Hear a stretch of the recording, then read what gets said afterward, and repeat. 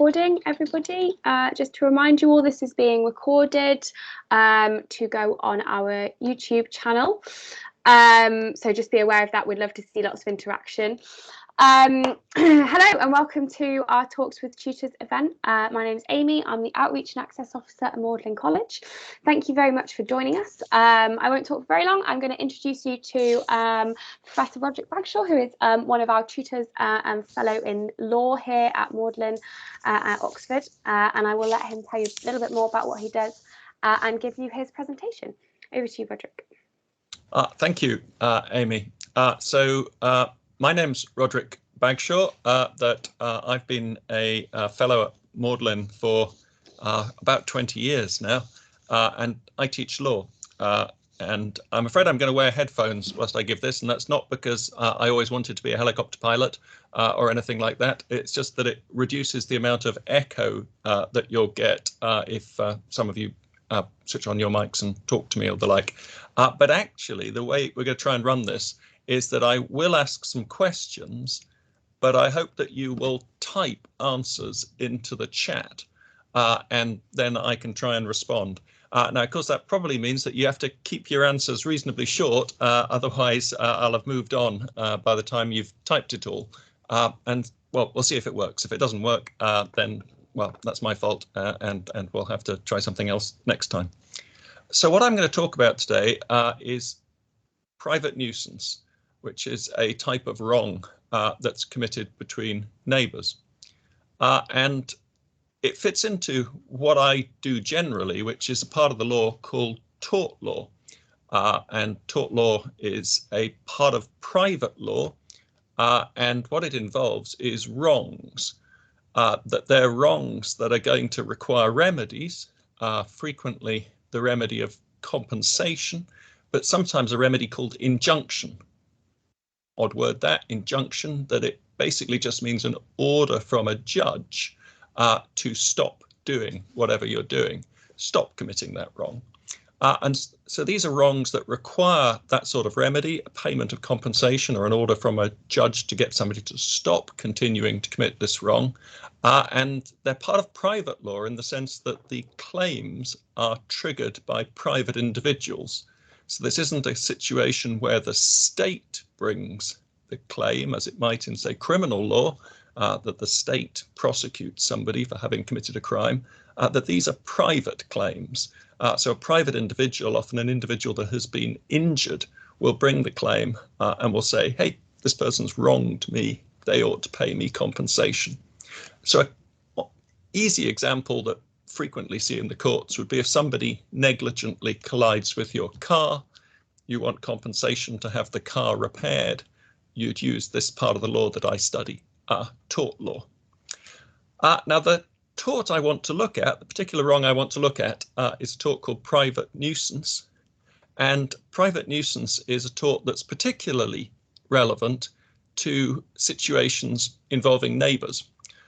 And so this picture of my house in East Oxford, the one in the middle, and as you can see, I've got houses adjoining it on either side. Indeed, one of those two houses is occupied by 8 students. And so this means that the issue that I want to look at involving private nuisance is actually of some practical relevance to me. And it's the question of how much noise your neighbour can make before you can sue them to get them to be quieter. So that's the first question that I want you to kind of think about, that we're looking at that question. How much noise can your neighbour make before you can sue them in order to get them to be quieter?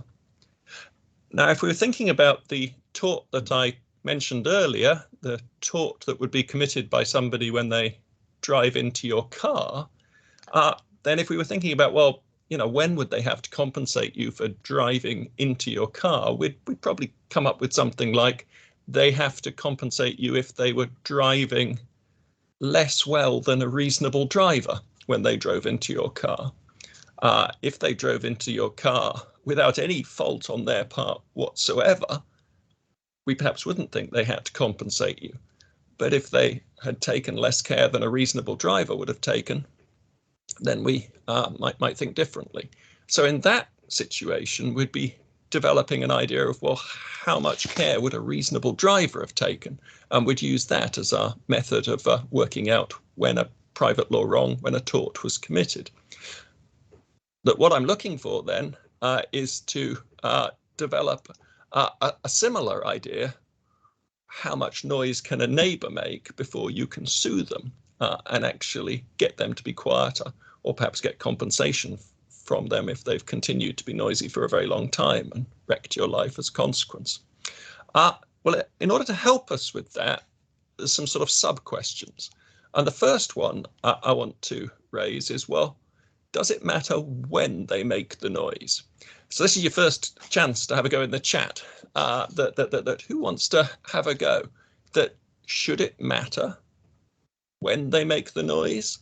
That if we're deciding whether you can sue your neighbours, should it make a difference whether they're making the noise in the day or at night? I've got somebody typing in the chat, so we'll just wait to see if we get an answer out there.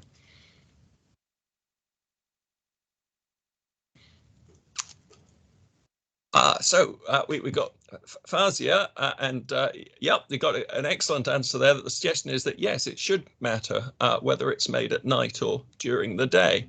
And so the suggestion then is presumably that, well, it might wake people up at night and not during the day. Let's throw in a difficult issue then, but what about people who work nights and sleep during the day? Does that suggest that we ought to then have the same rules, day and night, as to how much noise you're making? Could certainly, as Sharif says, affect somebody's quality of life if they had to go and work in the morning and they were kept awake during the night. But we got that difficult question. Well, what about people who work nights? Should we actually be able to sue people if they wake us up during the day if we work nights? Or perhaps only protect those who use their properties in, I guess, the more frequently used way of sleeping in them at night, working during the day. So I need someone to have a go at that one. Should we also protect people who want to sleep during the day because they're working nights? Or should we only reduce the noise levels during the night? Someone's got to have a view on that one. No? Okay, well, we'll leave it hanging there because the next question is potentially more difficult. Should it matter where the claimant lives?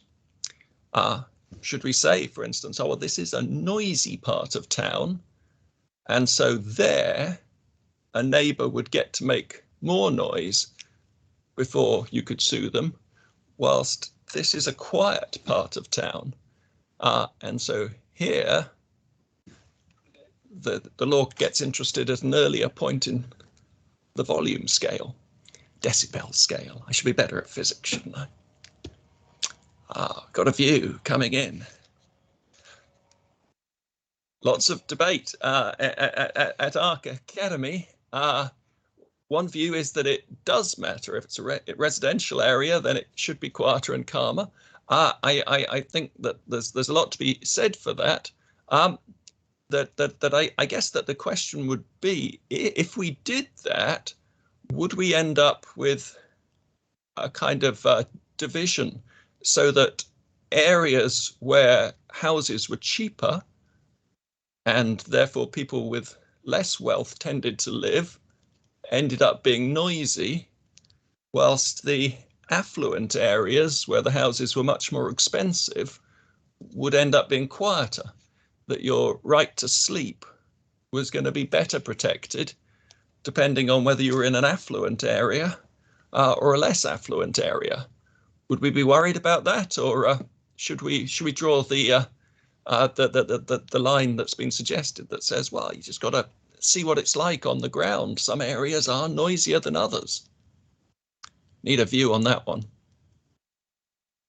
Because in a way, that's going to be a difficult question for the law. Is it going to divide that there was a case about 100 years ago that involved a particular street And the claimants argued that the end of the street that they lived in was a better end of the street than the other end of the street. And because they lived at the better end of the street, they ought to be entitled to more freedom from, in the particular case, it was about smells, not noise, that they should be entitled to more freedom from smells than if they'd lived at the other end of the street where it was okay to be smelly. Any views on whether we're worried about the consequences of drawing distinctions on the basis of whether it's a quieter place or a noisier place?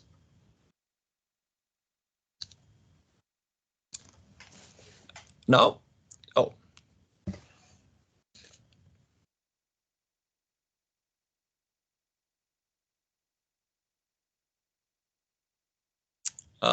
Okay, so we got a view come in that everyone should have the same rights.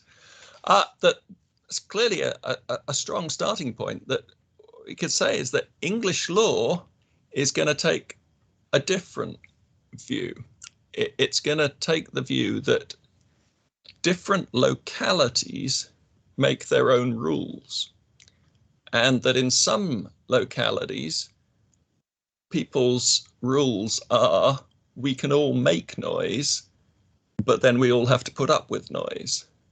And in other localities, people make the rules we all can't make very much noise, but as a result, we all don't have to put up with very much noise. And that the way one finds the rules of a particular locality are by going and observing the patterns of living on the ground. And so one sees, well, what are the standards of give and take in a particular locality? Is this a locality where it seems that people live in accordance with we can all make a lot of noise, but in consequence, we all have to put up with a lot of noise? Or is it a locality where people appear to be living in accordance with the rules? We can't make very much noise, but as a result, we can complain if somebody makes more than a little bit of noise. And so English law has taken this approach that one does it locality by locality, and that you identify the rules of give and take within a particular locality. Now, there might be some things that you can't do in any locality.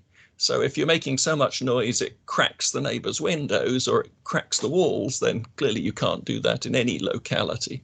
But otherwise, English law tends to take the view that the rules on the ground are different in different localities. And that's often reflected in what you'd pay for a house.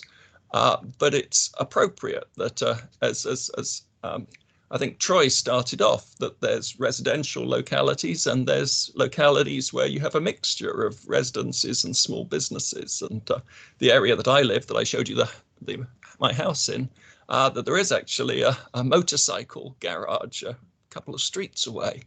It's a sort of mixed area. And so in that area, it seems that the rules that we've all adopted are that you can make a bit more noise and therefore you've got to put up with a bit more noise. But there's other areas of town where it would be much less consistent with the patterns of living to open a motorcycle tuning garage. Excellent. We've got one more question about how we might go about setting this standard of what's reasonable between neighbours. We've looked at the when, we've looked at the where. Well, what about the why? And here, let me give you an example that I think is quite a tricky example. That when I first moved into my house, the neighbours decided, not because I'd moved in, but just simultaneously decided that they were going to have a baby. Now, having a baby makes quite a lot of noise through the walls. That the baby, screamed at night, often at 2 o'clock in the morning, and woke us up. Now, that's why they were making so much noise. Let's just imagine that on the other side, I have a conceptual artist, and the conceptual artist likes to work at night and is making a piece of sound art that involves the sound of screaming babies. And so he also at 2 a.m. Frequently sends the sounds of screaming babies through the wall. Obviously, you can probably anticipate the question that's coming now, which is, well, should we draw a distinction between these two situations? Should we say that making baby noise because you're actually bringing up a baby is one thing, perhaps reasonable. Making baby noise because you're a conceptual artist who likes to work at 2 a.m. Same amount of noise, but not reasonable because of the why. What do we think?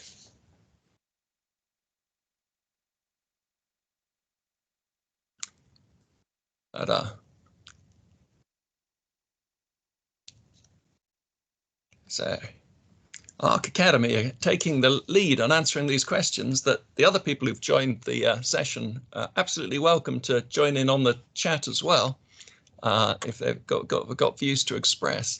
Does why you're making the noise make a difference? Should it make a difference?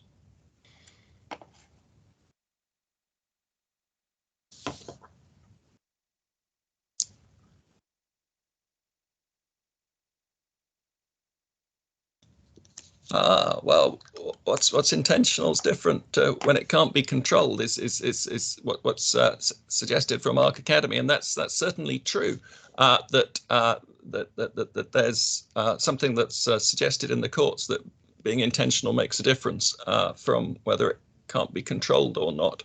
I suppose that the question might then be rephrased of, well, what in each case it couldn't be controlled, that we have to come up with a sort of more difficult example now, but perhaps an example where on one side the person's TV is loud because they've got a hearing difficulty. On the other side, the TV is loud just because they happen to have placed it at the place where the wall is thinnest.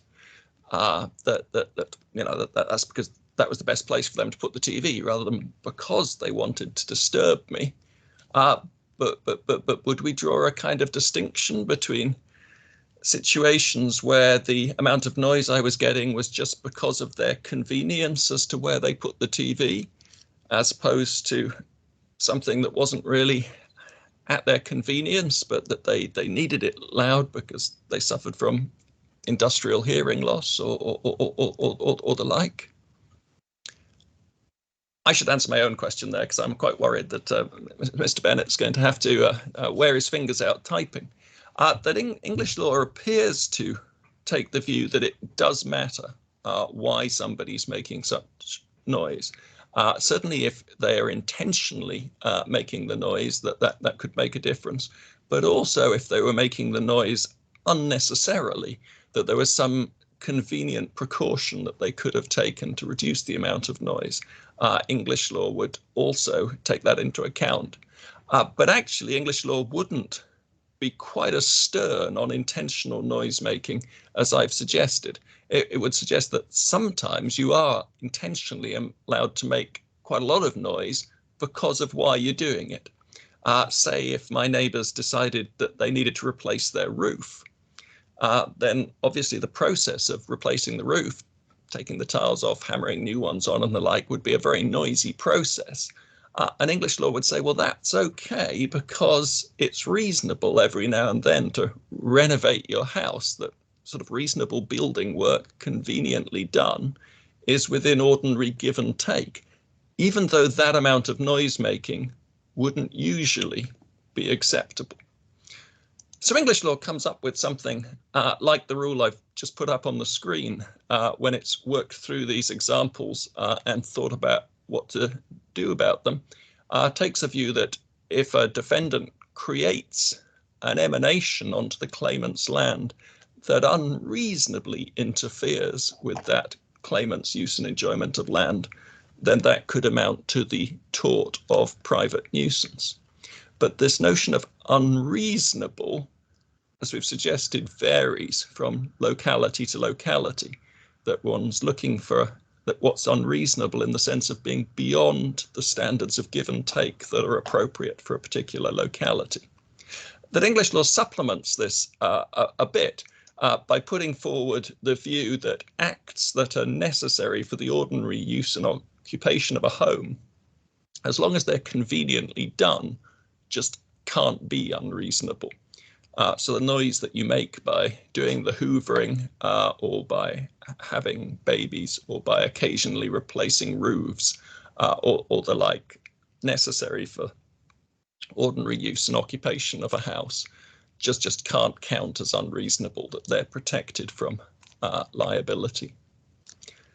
Excellent. So we've got a rule. Let's bear it in mind, because what I want us to do now is to think about a case that is actually going to be looked at by the UK Supreme Court. That's the highest appellate court for England and Wales next month on the 7th and 8th of December. And the case that they're going to look at involves the Tate Gallery and the glass-walled flats next to the Tate Gallery. One of those flats is one that's I don't actually know whether Mr. Fern is an owner or a tenant in the flat, but he certainly has the interest in the flat. That the issue is that the Tate Gallery has built an extension. I don't know if any of you have been to the Tate Gallery, that fantastic place, that it's got this lovely extension. And on the 10th floor of the extension, there's a 360-degree viewing platform that you can look over London in all directions. In one of the directions, you get to look straight into the flat of Mr. Fern. And it's a flat which has glass walls, so you can quite literally look straight into the flat of Mr. Fern. Moreover, Tate Gallery is a really popular tourist destination, so the number of people who go to the viewing platform and look into Mr. Fern's flat is estimated to be about 500,000 people a year. So that's pretty constant being on display. Mr. Fern consequently claims that what the Tate Gallery is doing, creating this opportunity for tourists to stare in his windows, is something that involves an unreasonable interference with his use and enjoyment of land, that he's permanently on display, at least if he's at home and on a particular side of the property. And in particular, the properties with the glass walls have a sort of, in the corner, they have what's called a winter garden, which is a kind of space that is very visible, that there's no kind of barriers or furniture or anything blocking people's views. It's a straight glass wall. That's our question then. Is what the Tate Gallery is doing creating a situation where 500,000 people get to look in Mr. Fern's window every year, a private nuisance, such that Mr. Fern should be able to get compensation or possibly even an order, which is what I think Mr. Fern wants, that the Tate Gallery takes steps to block up part of its 360-degree view so that people can't look in to his flat. Excellent. So what we need for that is a vote. We need a straight vote before we talk about it as to who thinks Mr. Fern, the person who owns the glass-walled flat, ought to win the case, and who thinks that the Tate Gallery ought to win the case. Mr. Fern wins if we think that what the Tate Gallery is doing something that involves an emanation onto the claimant's land that unreasonably interferes with the claimant's use and enjoyment of his land. Tate Gallery wins if we think that this doesn't involve such an unreasonable interference. So we need a vote. That we've got to work out what the listeners think. Is this one where the Mr. Fern should be winning, or the Tate Gallery should be winning?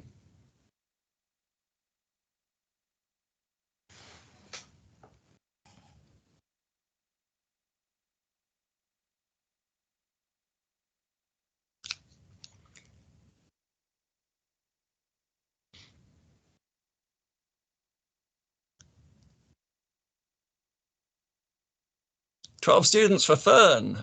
That's quite exciting. And so he's voting for Fern as well. And Tess also for Fern. So Fern's doing pretty well. That I'm afraid that we've got bad news. That in the Court of Appeal, so that's the level below the Supreme Court, Tate Gallery won.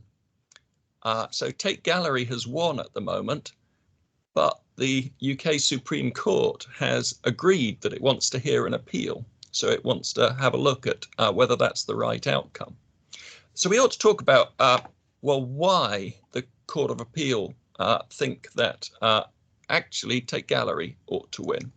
That one view that they probably didn't attach as much importance to as I perhaps would have done is that traditionally the tort of private nuisance has looked at emanations onto the claimant's land that unreasonably interfere with a claimant's use and enjoyment of land.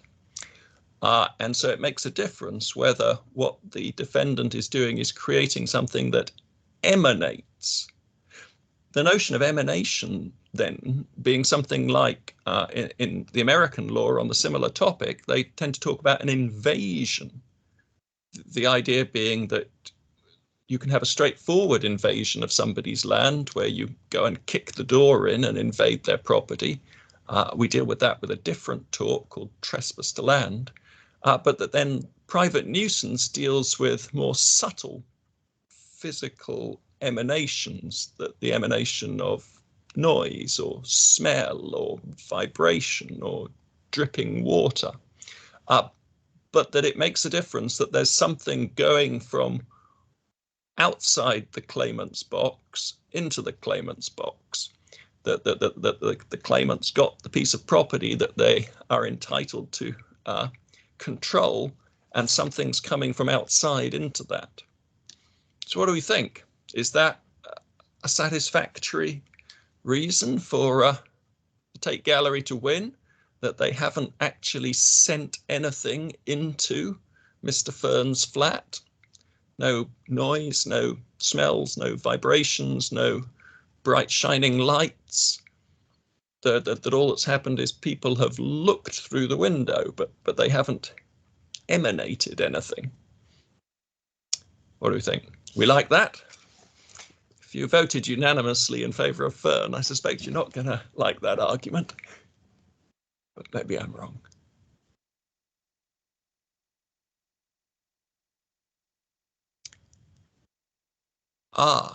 So we got a view being put forward that it's an invasion of privacy, and that's absolutely correct, and that's about 5 minutes ahead of where I am in the presentation. And so the suggestion that it's an invasion of privacy might involve within it a suggestion that we're not talking about an invasion of land, that we're talking about some sort of effect on human beings as human beings, rather than some form of interference with their ability to use and enjoy land.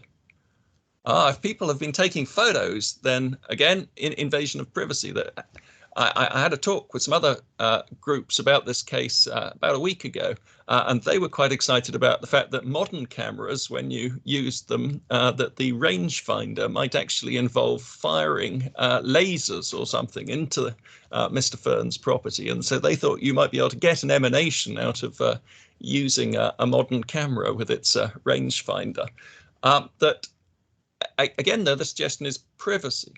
Now, I should perhaps, just before moving on to the privacy issue, say something more about emanation. That one of the reasons why English law perhaps traditionally insisted that there ought to be an emanation was that if you could commit the wrong without anything emanating, then it would appear that you could commit it just by sort of building a tall building that then annoyed neighbours because their view was disappointed, or they didn't get the fresh air that they previously got because the tall building blocked the breeze.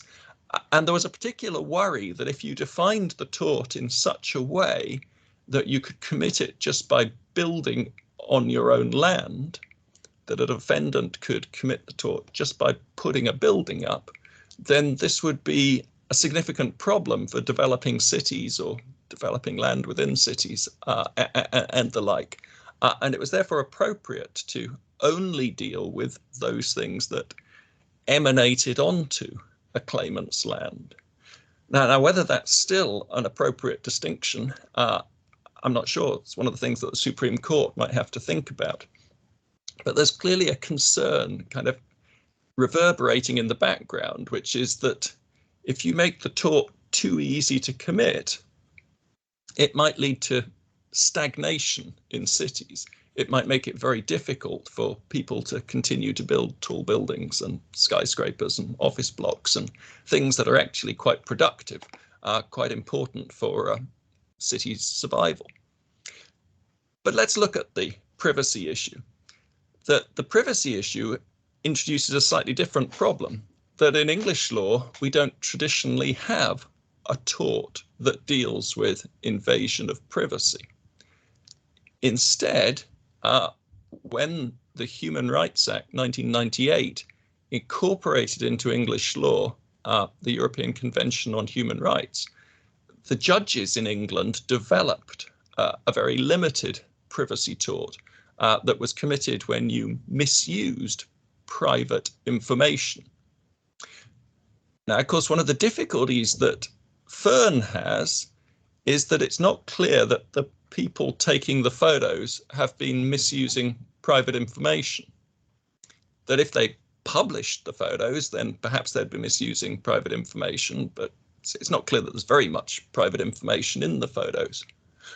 Moreover, of course, Mr. Fern doesn't want a claim against the people who are taking the photos, that there's too many of them and it's unlikely that any of them are going to have enough money to compensate him for the reduction in value of his flat.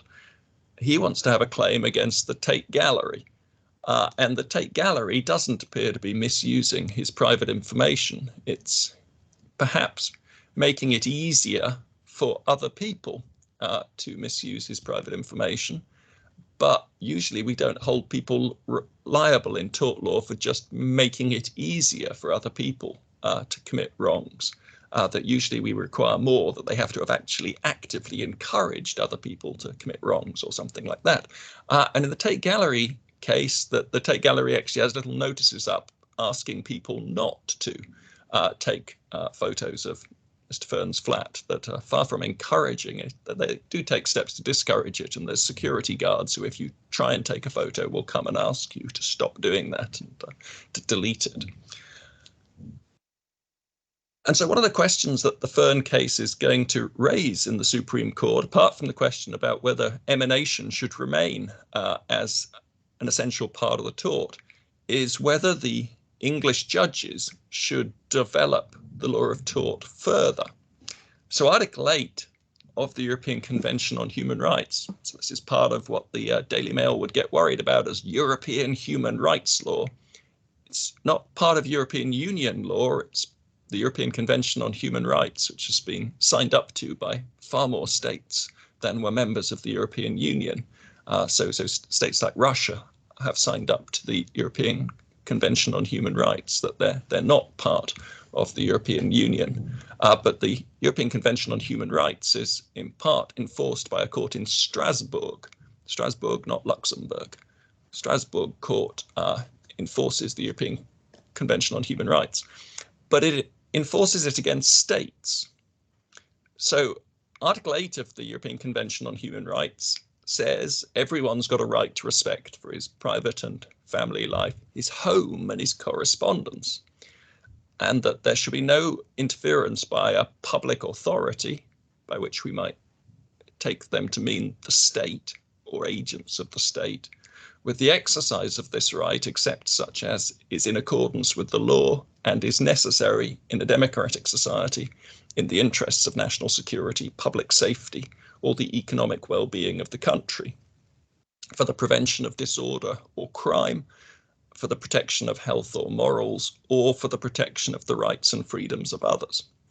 So we have here a provision in a human rights code enforceable in the Strasbourg court against the state.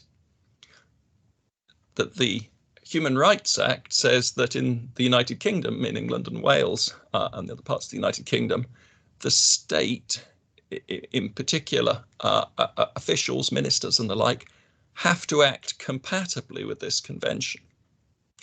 But here we've got a problem, that the Board of Trustees of the Tate Gallery doesn't appear to be part of the state, so that they're not directly required by the Human Rights Act to act compatibly with this right to privacy. The judges, however, are. So the Tate Gallery isn't required to act compatibly with Mr. Fearn's right to privacy. Judges, however, are obliged to act compatibly. And here we get a difficult question. The difficult question that we've got is, well, does acting compatibly mean that the judges ought to change the law so as to create a claim for Mr. Fearn, not against the people who took the photos, but actually also against the Board of Trustees of the Tate Gallery? Now, this raises a bigger question than just who should win as between Fearn and the Board of Trustees. It's almost a constitutional question. It's a question about who ought to be able to make the law which governs us all when we're out in the communities that we live in. That we saw that private nuisance is the sort of law of the rules of the communities we live in, the give and take that we have to comply with. And so here's a question. Well, should judges be able to change this? Or should it be a matter for Parliament? The judges just say, well look, you've maybe got a case that the law ought to be different, that your privacy ought to be better protected. But we're judges. We decide cases in accordance with the current law. What you're really asking for is new law, different law. And new law, different law is better designed by Parliament, where the democratically accountable MPs can balance up the competing interests and design appropriate solutions. It's got an issue there. You've probably anticipated the question. Should the judges be free to do this, or should they indeed regard themselves as bound to do this? Or is it better to leave matters to Parliament?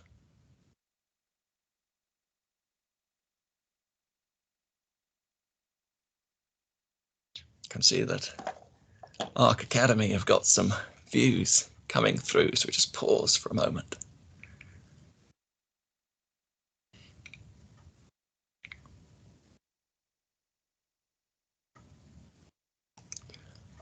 So Ahmed's raised the point that the judges are only going to have one case, whilst Parliament might think about the impact on the general public and the future. And that's absolutely right, because if we remember, Article 8.2 told us that the right to privacy that the European Convention on Human Rights recognized, if we go back and look at it again, that it had two parts, that everyone had a right, but you could have restrictions on it that were in accordance with what was necessary in a democratic society, including necessary in a democratic society for the protection of the rights and freedoms of others.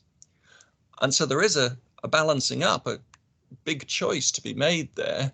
Is it necessary that people put up with others being able to see through their windows so that we can have things like viewing platforms and restaurants on upper floors and tall buildings that are close together, that we just have to put up with other people being able to see through our windows, even in the extreme case where it's 500,000 people a year, because of the freedom of others to look out their windows, freedom of others to stare at the world around them. I mean, after all, what the Tate Gallery is providing is this fantastic free resource where people who live in London can go and look at the world around them for free. So we could take the view that, better to leave it to Parliament, as Ahmed says, because Ahmed can consider that the Parliament can consider the broader issues. Of course, the difficulty is, well, Parliament might be busy with other things, might never get round to helping out Mr. Fearn. And so in the meantime, whilst we're waiting for Parliament, the judges might have to be turning away lots of disappointed Mr. Fearns and saying, hey, look, yes, you're having your human rights infringed, but, sorry. Well, Mr. Fearn could maybe make some adjustments that the first court that considered it, before the Court of Appeal, took the view that actually the Ferns and similar residents were perhaps to blame for this problem, that they should install some sort of screen, and that would solve the problem relatively easily. That I think the position of Fern and the others is that that they should be free to enjoy their properties without having to screen themselves from the world, and that whilst the screen would be a cheap solution, it's a sort of solution that restricts their ability to use their flats in the way that they'd like to.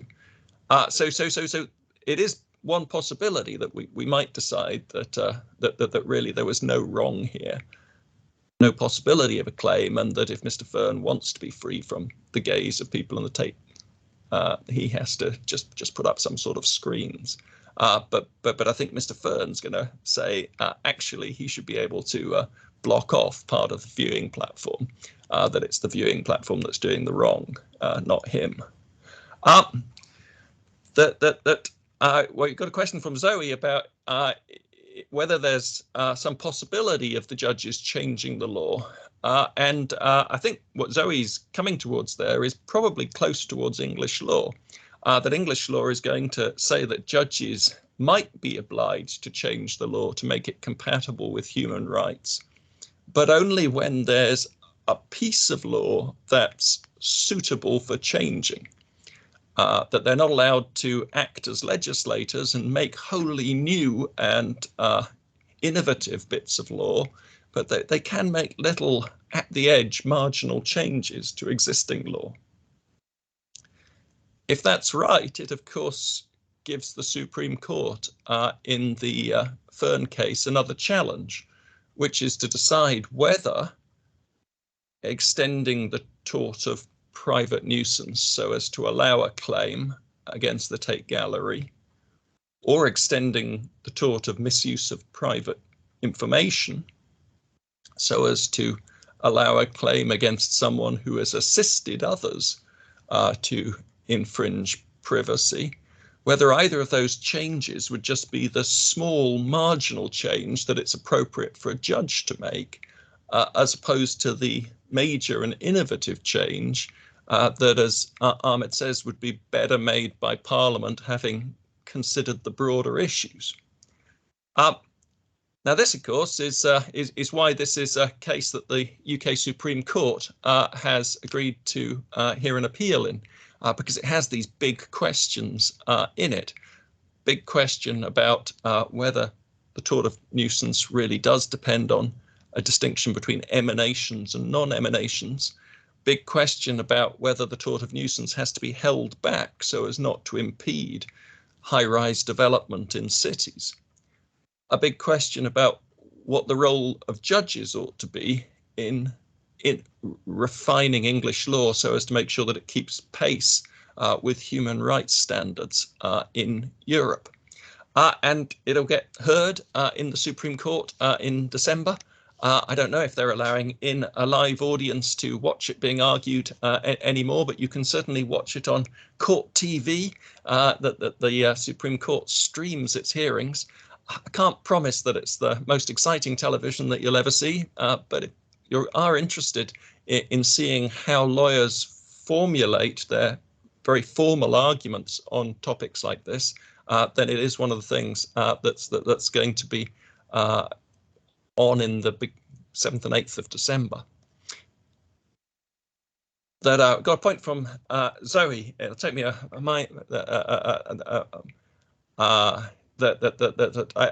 think that Zoe's point is kind of related to the notion of whether the Ferns should have to put up screens and the like, and of course is related to the basic notion of give and take in the law of private nuisance, that the idea being that if the Ferns claim that they ought to be able to look out over London, then surely the Tate Gallery should have a sort of equal freedom to allow people to look out on over London, that there ought to be some sort of privileging of those who've paid the most for their flats or who got there first or the like, that perhaps we should design the give and take contracts that everybody can look out. But that also means everybody has to put up with people looking in. Now, that is, of course, the position that the Court of Appeal reached through the routes that it took. It took the view that the firms really did have to put up with this looking in, that the Tate was within its liberty to create the opportunity for looking out. But as I hope I've illustrated, there's some big questions to answer behind that conclusion. And so well, the Supreme Court thinks there's 2 days worth of argument behind this case, that they can spend 2 days actually hearing arguments in order to try and work out what the answer in England and Wales ought to be. I'll finish just by saying that, I teach law, that one of the exciting things about teaching law is that we don't only teach people what the current rules are, we also have to think about why the current rules are what they are and whether there could be better rules or whether particular changes ought to be resisted because there'd be downsides to the changes concerned. And for most law teachers, and I suspect for most law students, the truly exciting parts of the course are the bits where one's thinking about whether you can justify the existing law and whether you could improve it, or whether actually any improvement would have too many downsides. That kind of evaluative side of the course, which builds on having already mastered what the current rules are, is the exciting bit. But it's also the bit where one finds oneself directly discussing things alongside the leading courts. So, the law students that I will be teaching next week will be thinking about this issue alongside the Supreme Court. That they'll be, and they'll get an opportunity to discover, are their instincts, are their intuitions the same as the Supreme Court's? Did they come up with all the arguments and maybe more? That you today have come up with lots of really good arguments. And so, you'll have an opportunity when the court hands down its reasons in perhaps April to find out, well, did they spot all the arguments that you got? Did they spot any extra ones? And did they agree with your view as to who ought to win? I've taken the time that I've been allotted, but I'm quite happy to stay online for another 10 or so minutes if there's questions either about the presentation or more generally about law teaching, about law courses, about Oxford University, or anything that I can try and have an answer or go at answering. So thank you very much to all of you for listening and for participating, but do feel free to keep going for 10 minutes if there's questions that you want me to deal with.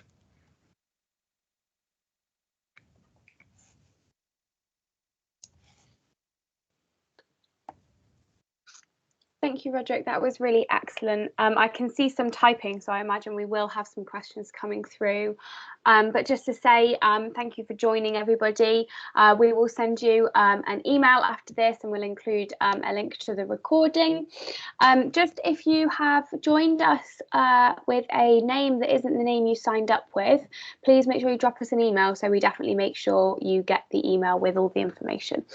But yes, thank you very much for coming, everybody. I can see some typing, so I will just wait for these questions to come through.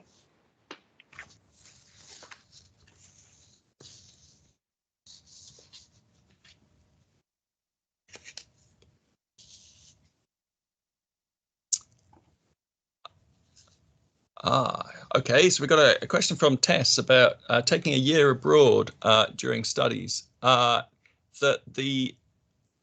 During a law course in Oxford, that the course that involves taking a year abroad during the studies is law with law studies in Europe, and so it is a course that's available and it's very popular. That it's a course, though, that involves studying law in a country in Europe. And perhaps unsurprisingly, if you take the year in France, they teach in French. And if you take the year in Germany, they teach in German. Take the year in Spanish, teach in Spanish. Italy, teach in Italian. If you take the year in Holland, they actually teach in English. But you probably need a bit of Dutch in order to get on in social life and the like. So there is a course, it's Law with Law Studies in Europe, but it's a course that's only available to those who have language skills that are at a high enough level to involve it being appropriate to require you to study for a year in a European university. That question from Arc Academy about how to make applications stand out from the crowd. I mean, obviously that's a very difficult question. That before I do it, perhaps I should just finish on Tess's that we don't have a course in the USA. No, not in Oxford at the moment, I'm afraid. Not a law course that would involve time in the USA. Though sometimes students do the 3 years in Oxford and then go and do a year's master's in the US or the like, but it's not a formal part of their Oxford degree, but something they do at the end. So going back to the making Year 12's applications stand out from the crowd, that's really difficult. That I suppose that the thing that we tend to stress at open days to those who come to the open days and the like is that the selection criteria really matter. And so when the law faculty publishes its selection criteria, what it's going to take into account in deciding between candidates, those really are what we take into account in deciding between candidates. And so my guess is that probably 2/3 of the candidates whose files we see don't appear to have made much use of the selection criteria in designing their applications. So if they've looked at them, they've then faded from the front of their memories when they put their applications together. And so the ones that perhaps do stand out more are the ones where what people are writing about themselves are more directly related to the sort of skills that we're looking for. And so, you know, that we I think look for one of our selection criteria at something like sustained capacity for hard work.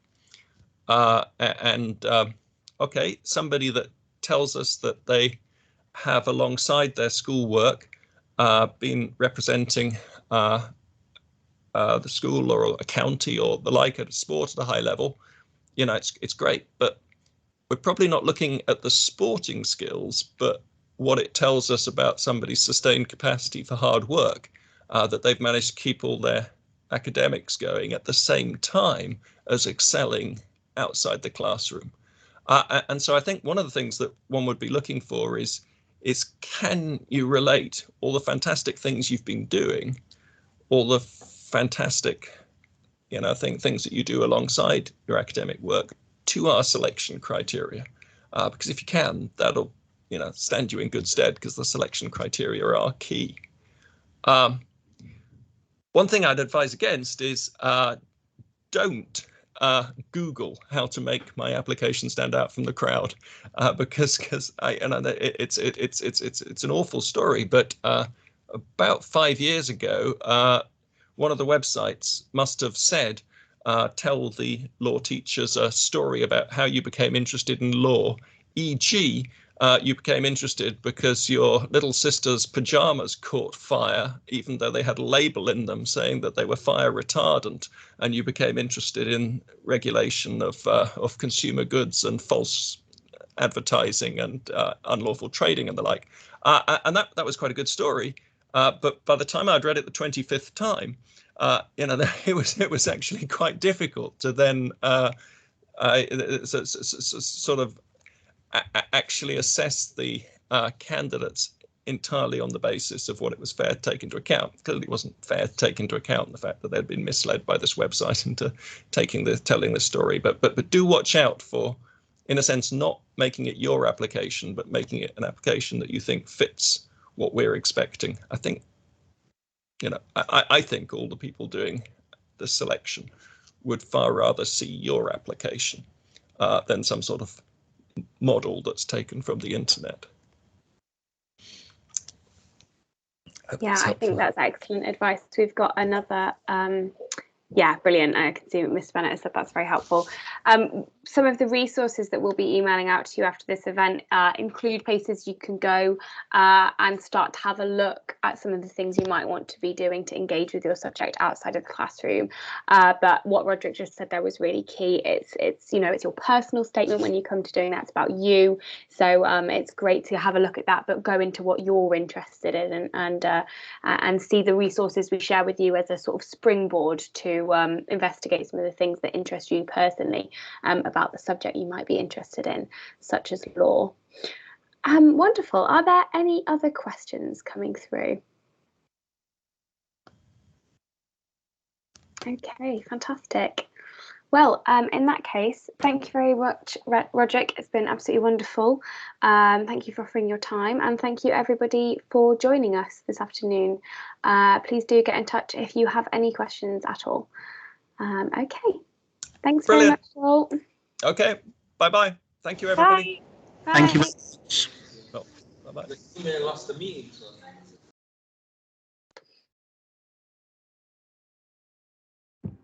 Thank you.